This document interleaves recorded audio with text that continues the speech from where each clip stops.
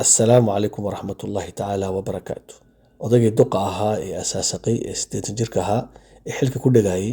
qarankii Jabuuti ayuu ka dhigay tamir habaal taal anagoo soo jeedna oo arkayna dadkii oo dhan baa ugu yeedhaya casha taale kaalaya soo yaaca ayuu ku leeyahay way idinka arkaya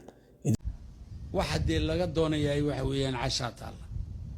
arsaaqad baa taal waxaanad cuni karayn adigu ama aanad doonayn inaad cuntaba ayaad ka helaysaa oo iibin karto marka iskoraysiya dumarka badh baa waxay jecel yihiin inay guriga iyagu maamulaan waxay jecel yihiin inay ninka warba ka dhagaysan waxay jecel yihiin tala kastoo ay soo jeediso in la qaato uun kitaadu socdo xaq uma leetaa inay tala keentay xaq u leedo la wada tashado laakiin maamul haddii dad wada tashadaan dee cidda idaaradda haysaa go'aanka gaadha wada tashiga iyo go'aan gaadhku waa kala nooc